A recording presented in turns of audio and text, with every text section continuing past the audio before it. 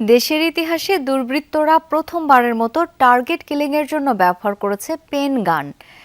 এমনকি জানিয়েছে গোয়েন্দা পুলিশ ডিবি। রাজধানীর তাঁতীবাজারে এক ব্যক্তিকে গুলি করে হত্যা চেষ্টার ঘটনায় পেন গান জব্দ ও দুজনকে গ্রেপ্তার করেছে সংস্থাটি। অভিনব এই অস্ত্র কিভাবে দেশে প্রবেশ করেছে এবং এর কার্যকারিতা ও ব্যাপ্তি নিয়ে তদন্ত করছে গোয়েন্দা পুলিশ। সিলন টি রপ্তানিতে শীর্ষে। কলমের মতো একটা নিচ ছিল, বাইর করে ঠেকায় গুলি করছে। ঠিক আছে, এই একটা ওই যে কাগজের মার্কেট লয়ে ঝামেলা ছিল সাইমন গুলোকে, আজিম ভাই নাজিম ভাই গুলোকে। গুলির ঘটনা তদন্তে নেমে নতুন এক অস্ত্রের সন্ধান পায় গোয়েন্দারা।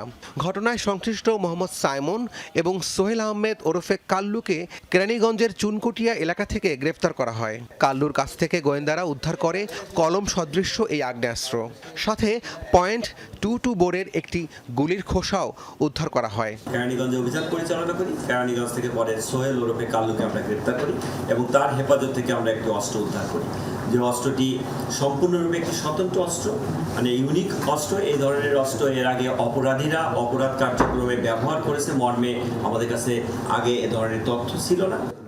দেশে পেন গানের বেচাকেনা নিয়ে নিবিড় তদন্ত চালাচ্ছে গোয়েন্দা পুলিশ। এটি আমাদের জন্য একটি চ্যালেঞ্জের কাজ। খুবই ছোট্ট একটা অস্ত্র, আপনারা দেখেছেন, কলম সদৃশ্য একটা অস্ত্র।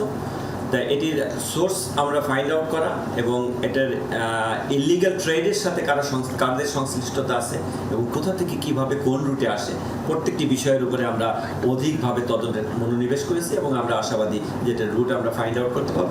গ্রেফতার আসামি কাল্লু জানায় ৮০,০০০ টাকায় কেনেন অস্ত্রটি। এর সাথে জড়িত বাকিদের গ্রেফতারে চলছে অভিযান। রাব্বি সিদ্দিকী, যমুনা নিউজ, ঢাকা।